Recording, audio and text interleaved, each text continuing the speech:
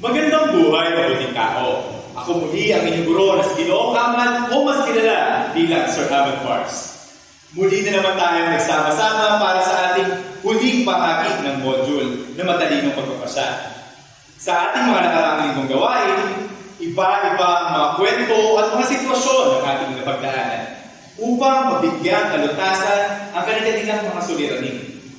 Ngayong araw, katuwang ang mga kaguruan sa grade 7 ay ibinabahagi namin sa inyo ang mga panibagong sitwasyon na susubok sa ating kakayahang magdesisyon at kung paano ito mabisang magagamit.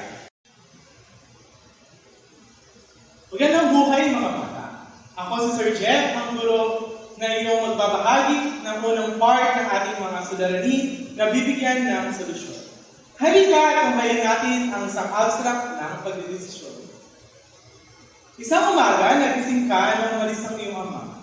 Naiwan sa bahay ang iyong ina para mag-asikaso sa pagpasok tulad ng palagi nitong ginagawa. Habang kayo ay kumakain, ay napansin mo ang pagdating ng best friend ng iyong tatay.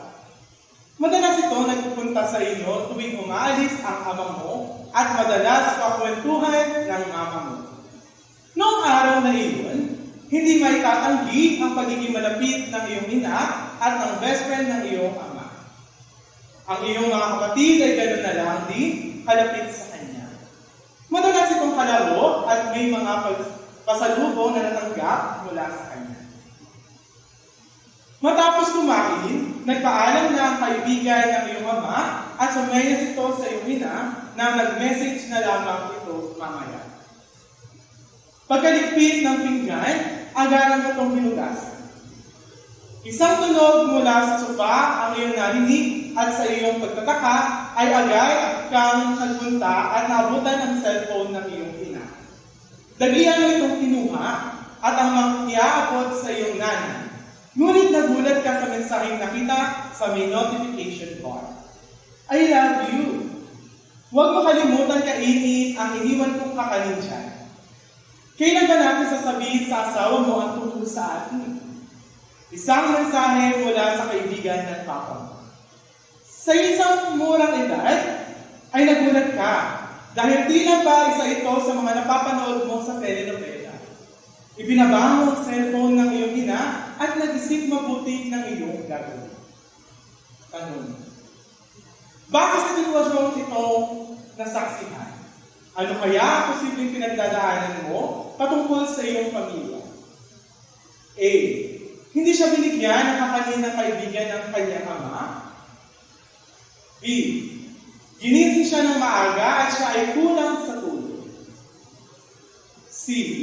Ang kanyang ina at ang kaibigan ng kanyang ama ay sobrang lapit sa isa't isa at di alam ng kanyang ama. Ikalawang tanong.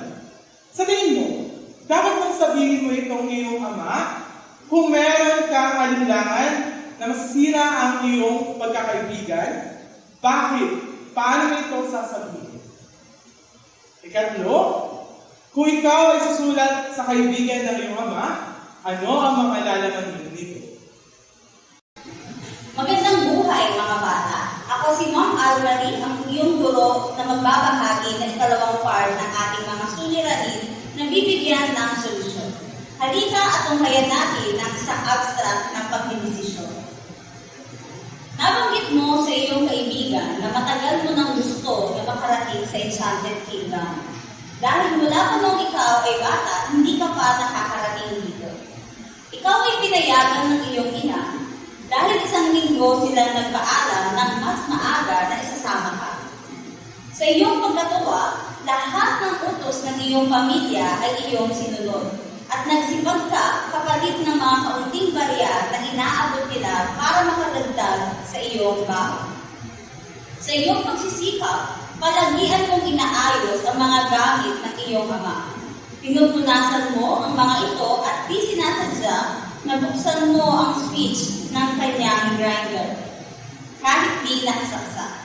Sa kanyang nakasanayang gawain, bago pumasok sa inyong garahe, sinaksak niya ang grinder at sa kanyang pagkagulat, bigla itong umandar at tumama ang blade sa kanyang braso na nagbulot ng pagkasugat. Nagsumigaw ang iyong tatay sa sakit at agad itong dinala sa ospital para matahi ang kanyang braso. May pasok ang iyong ina at di maaasikaso ng bahay ang iyong ama dahil sa sugat na natamo. Dumating na ang araw ng iyong pag-alis at nagdadalawang isip ka kung tutuloy ka pa ba sa kabila ng sitwasyon ng inyong ama. Sinabihan ka niyang huwag siyang pansinin at tumuloy, ngunit nababatid mo na mahihirapan siyang asikasuhin ang iyong mga nakababatang mga kapatid. Tanong, base sa sitwasyon na naibahagi, ano ang suliraning iyong pinagdadaanan? Letter A, hindi mo alam kung dapat mo pa ba ituloy ang iyong pagsama sa Enchanted Kingdom. Letter B, nag-aalala ka na baka hindi ka nabati ng iyong mga kaibigan at masayang ang ginastos nila sa ticket. Letter C, sinisisi mo ang iyong sarili sa pangyayari. At letter D, lahat ng nabanggit. Pangalawang tanong, ano ang iyong posibleng desisyon base sa pangyayari? Letter A, tumuloy sa iyong biyahe papuntang Enchanted Kingdom dahil pinayagan ka na naman ang iyong ama. Letter B, magkulong sa iyong kwarto at pagsisihan ang iyong pagkakamali. Letter C, tulungan ang iyong ama sa pag-aalaga ng iyong mga kapatid at umasa sa mabilisan itong paggaling. O letter D, sumama sa iyong mga kaibigan at maaga na lamang umuwi para maasikaso ang iyong ama. Maraming salamat mga bata. Alam natin na naging napakahaba ng ating pinagdaanan para sa iba't ibang module na ginawa natin sa ASP. Muli, nais ko kayong batiin ng congratulations. Maraming salamat at binabati ko kayo ng magandang buhay, mabuting tao. Ako muli ang inyong guro na si Ginoong Amad o mas kilala bilang Sir Amad Mars.